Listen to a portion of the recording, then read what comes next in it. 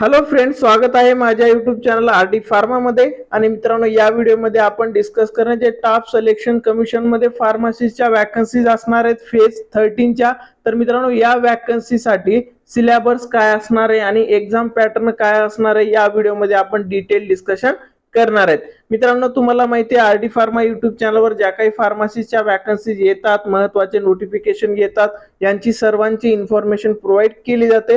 आणि मित्रांनो, त्याचबरोबर ज्या स्टुडंटला फार्माकोव्हिजिलन्स या आयटी डिपार्टमेंट मध्ये जॉब करायचा आहे मित्रांनो, अशा स्टुडंटला मित्रांनो जॉब गायडन्स प्रोव्हाइड केलं जातं, कोर्स प्रोव्हाइड केला जातो. आणि मित्रांनो, हा जो कोर्स आहे तो 25 मे पासून स्टार्ट होणार आहे. तर मित्रांनो, याच्या रिलेटेड तुम्हाला इन्क्वायरी करायची असेल, ऍडमिशन करायचं असेल तर मित्रांनो या नंबरवरती तुम्ही कॉन्टॅक्ट करू शकता. हा नंबर डिस्क्रिप्शन मध्ये पण दिलाय. आणि मित्रांनो, फायनल इयरच्या स्टुडंटसाठी तर हे बेस्ट राहणार आहे. तर मित्रांनो, आता आपण आपल्या मेन मुद्द्याकडे वळू. जो मेन विषय या व्हिडिओचा तो आहे स्टाफ सिलेक्शन कमिशन साठी जी एक्झाम आहे त्यासाठी एक्झाम पॅटर्न आणि सिलेबस काय असणार आहे. तर मित्रांनो, खूप सारे स्टुडंट एसएससी फार्मसीची तयारी करणार आहेत, त्या एक्झाम साठी ते प्रिपरेशन करतायत. तर अशा स्टुडंटला मित्रांनो एक्झाम पॅटर्न आणि सिलेबस काय आहे हे समजणं खूप गरजेचं आहे, जेणेकरून जी तयारी आपण करतोय ती तयारी व्यवस्थित होणार आहे. तर मित्रांनो, इथे तुम्ही बघू शकता स्कीम ऑफ एक्झामिनेशन मध्ये या स्टाफ सिलेक्शन कमिशनच्या फार्मासिस्ट एक्झामसाठी मित्रांनो फार्मसीचा कोणताही सिलेबस इन्क्लूड नसतो. तर ह्या फार्मासिस्टच्या जरी पोस्ट असल्या तरी सर्व जो सिलेबस असणार आहे तो नॉन टेक्निकलचा सिलेबस असणार आहे. याच्यामध्ये फार्माचा एकही क्वेश्चन तुम्हाला येत नाही. जे तुम्हाला जे 100 क्वेश्चन येतात या 4 पॉइंट वरती 25 क्वेश्चन येतात. 4 सेक्शन असतात, ए बी सी डी. त्याच्यामध्ये जनरल इंटेलिजन्स वर 25 क्वेश्चन असतील आणि ते 50 मार्क साठी असतील. जनरल अवेअरनेस 25 क्वेश्चन 50 मार्क साठी. त्याच्यानंतर क्वांटिटेटिव्ह ऍप्टिट्यूड 25 क्वेश्चन 50 मार्क साठी. आणि इंग्लिश लँग्वेजचे 25 क्वेश्चन असतात, ते पण 50 मार्क साठी. तर मित्रांनो, इथे टोटल तुमचे जे मार्क असतात ते 200 मार्काची एक्झाम होणार आहे. आणि त्यासाठी जे क्वेश्चन असतात ते 100 क्वेश्चन असणार आहेत. आणि या 100 क्वेश्चन सर्व नॉन टेक्निकलचा सिलेबस असतो. फार्मसीची जरी एक्झाम असेल तरी पण फार्मसीचा इथे एकही क्वेश्चन येत नाही. आणि मित्रांनो, या 100 क्वेश्चन साठी तुम्हाला जो टाइम भेटणार आहे एक्झाम ड्युरेशन ते फक्त 60 मिनिट म्हणजे 1 तास तुम्हाला इथे टाइम भेटणार आहे. या एका तासामध्ये तुम्हाला हे 100 क्वेश्चन कव्हर करावे लागतात. त्यासाठी तुमची जी तयारी असणार आहे या पॉइंट वरती ती व्यवस्थित असावी लागते. आणि मित्रांनो, दुसरी महत्वाची गोष्ट इथे एक आहे, जी निगेटिव्ह मार्किंग असणार आहे ती किती असणार आहे 0.15 मार्क. एक क्वेश्चन रॉंग झालं तर 0.15 मार्क तुमचे काय होईल रिड्यूस होतील. तर इथे निगेटिव्ह मार्किंग पण असणार आहे. हा झाला मित्रांनो एक्झाम पॅटर्न. आता बघू मित्रांनो की एक्झाम सिलेबस काय असणार आहे. तर या पॉइंट वरतीच तुमचं सिलेबस असेल तर आपण ते सिलेबस मध्ये कोणते कोणते पॉइंट असणार आहेत ते बघू. जे ह्याच्यामध्ये लेवल असणार आहे आपल्या फार्मसीसाठी ती असणार आहे 10+2 च जे काही अर्थमॅटिक असेल हे सगळ्या गोष्टी येणार आहेत. पहिलं आहे जनरल इंटेलिजन्स. तर जनरल इंटेलिजन्स मध्ये मित्रांनो इथे खूप सारे पॉइंट दिले तुम्ही बघू शकता. It could be include question of both verbal and non verbal type. तर दोन्ही टाइपचे इथे क्वेश्चन असतील. Test will include question of semantic analogy, symbolic operation.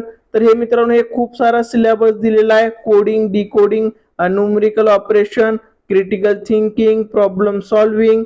तर हे सगळे जे पॉइंट आहेत मित्रांनो या पॉइंटची स्टडी तुम्हाला चांगल्या बुक मधून करावी लागेल जनरल इंटेलिजन्स साठी. त्याच्यानंतर आहे मित्रांनो आपलं जनरल अवेअरनेस.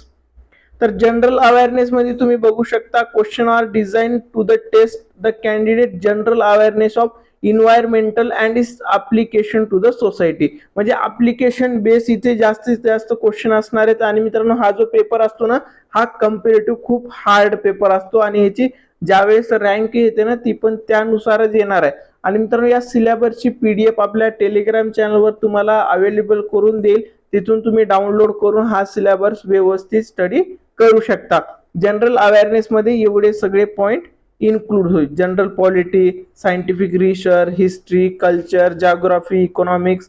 तर हे सगळे पॉइंट याच्यामध्ये इन्क्लूड होणार आहेत. त्याच्यानंतर आहे जो 4th सेक्शन असणार आहे ते क्वांटिटेटिव्ह ऍप्टिट्यूड. ह्याच्यामध्ये arithmetic, number system, computer whole numbers, decimal, fraction, relation between number and fundamental arithmetic operation, percentage, ratio, profit loss, discount. तर हे सर्कल वगैरे यावरती मित्रांनो खूप जास्त सिलेबस आहे, त्याच्यामुळे मी बार खूप वेळा रिपीट करतोय.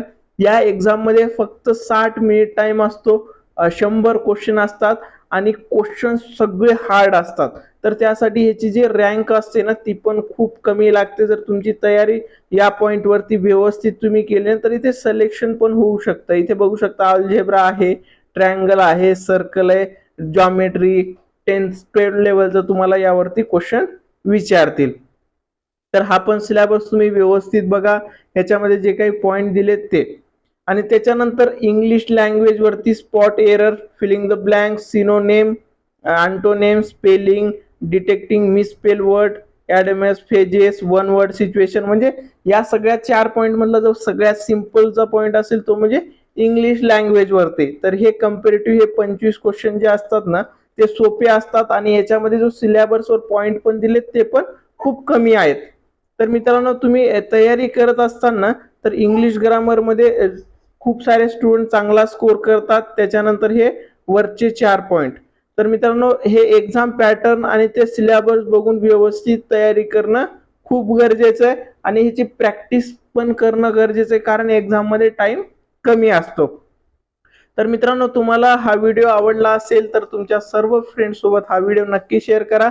आणि मित्रांनो फार्माकोव्हिजिलन्स याचा IT डिपार्टमेंटमध्ये तुम्हाला जॉब करायचा आहे तर मित्रांनो ह्याच्या रिलेटेड तुम्ही कॉन्टॅक्ट करा, जो डिस्क्रिप्शन मध्ये नंबर दिलाय. आणि तुमच्या सर्व फ्रेंड सोबत माझा नंबर नक्की शेअर करा ज्या स्टुडंटला फार्माकोव्हिजिलन्स या IT डिपार्टमेंटमध्ये जायचंय.